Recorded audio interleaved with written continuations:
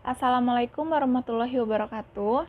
Saya Marwamildia. Pada kesempatan kali ini saya ingin mempresentasikan 5 Design Thinking Inovasi Self-Ordering Kiosk pada McDonald.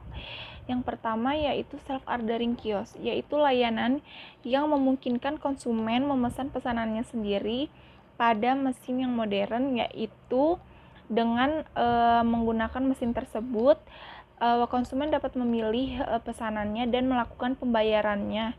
Pembayaran bisa dilakukan dengan menggunakan kartu kredit, kartu debit, ataupun uang tunai. Pelanggan dapat memesan pesanannya dan setelah itu akan mengambil nomor yang dinamakan digital locator. Dan kemudian pegawai atau staf McDonald akan mengantarkan pesanan konsumen ke meja konsumen. Design thinking ini terbagi menjadi 5 tahap, yaitu ada empathize, define, brainstorm atau ideate, prototype, dan testing. Pertama, empathize. Empati ini sangat penting dalam proses design thinking. Mengapa? Karena pemikir pada proses ini dapat mengesampingkan pikiran mereka dan mengutamakan wawasan tentang konsumen dan kebutuhan konsumen itu sendiri. Dalam empathize ini ada understand. Understand ini terbagi menjadi 3, yaitu what, why, dan how. What ini yaitu apa sebab McDonald membutuhkan inovasi karena antrean yang panjang memakan waktu yang lebih lama. Lalu konsumen tidak sabar mengantri. Konsumen merasa kebingungan saat memilih pesanannya dan menciptakan rasa pada pesanannya. Lalu ada konsumen merasa kecewa pada saat antrian karena membuat transaksinya menjadi lebih lama. Lalu ada why, mengapa sebagian konsumen tidak mempunyai waktu yang banyak dan ingin pesanannya segera diselesaikan. Lalu konsumen merasa repot memilih menu langsung di kasir. Lalu ada semakin bertambahnya transaksi atau konsumen di outlet McDonald's. Lalu, tidak semua konsumen bisa menghabiskan waktu untuk mengantri. How? Bagaimana jika terjadinya inovasi baru? Konsumen mendapatkan pengalaman transaksi yang lebih santai. Konsumen melakukan transaksi pemesanan dengan mudah dan cepat. Lalu ada konsumen dapat memilih menu pesanannya dan tidak perlu ikut mengantri karena pesanan dapat dilakukan di table konsumen. Lalu ada antrean dapat terbagi dan transaksi dilakukan dengan efektif. Lalu ada empathize map.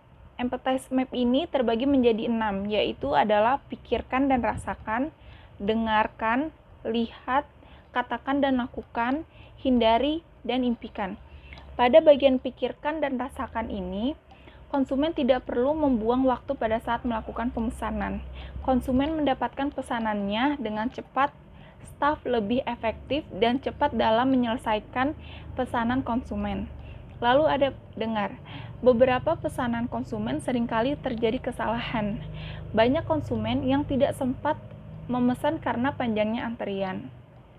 Lalu ada konsumen tidak mempunyai waktu banyak dan malas ikut mengantri. Lalu ada lihat, adanya penurunan kepuasan konsumen saat melakukan transaksi jika mengantri. Lalu ada banyak konsumen yang ingin pesannya itu cepat selesai. Lalu banyak konsumen, terutama konsumen yang pekerja, yang terburu-buru saat melakukan transaksi di pagi hari. Lalu ada katakan dan lakukan.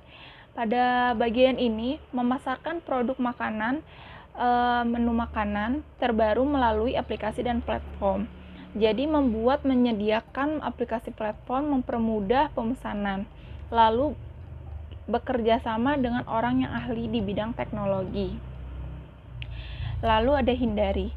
Kesalahan sistem pemesanan, menu pemesanan yang tidak sesuai dan terjadinya pengurangan porsi, lalu ada keterlambatan dalam penyiapan makanan, lalu ada impikan. Impikan ini pemesanan dilakukan dengan benar dan sesuai dengan keinginan konsumen. Transaksi pemesanan yang cepat dan mudah dan efisien. Lalu pemesanan dapat dilakukan di meja konsumen dan konsumen tidak dapat mengantri pada saat ingin memesan.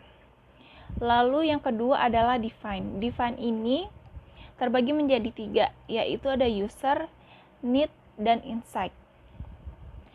Di user ini yaitu pengguna dan dikhususkan bagi inovasi ini yaitu ada pekerja, pelajar, dan keluarga. Need yaitu pemesanan dalam waktu yang cepat dan mudah. Pemesanan dapat dilakukan dengan baik dan konsumen tidak ikut mengantri. Lalu dikarenakan alasannya yaitu banyak konsumen yang tidak sabar dalam mengantri, terus malas mengantri. Banyak konsumen yang merasa terbuang waktunya saat melakukan pemesanan. Lalu yang ketiga adalah ideat. Ideat ini atau brainstorm ini yaitu pemikir atau designer thinking ini mengumpulkan ide-idenya dan menciptakan produk dan menggambarkan produk yang akan ingin di launch nanti. Yaitu pada contoh ini yaitu ada bentuk self ordering kiosk. Di sisi kiri ada konsumen, pekerja, pelajar, dan keluarga yang dapat menggunakan self-ordering kiosk pada saat memesan menu di McDonald dan pesanannya tersebut akan diteruskan di kriokasir atau McDonald. Lalu lanjut ke yang keempat yaitu prototype.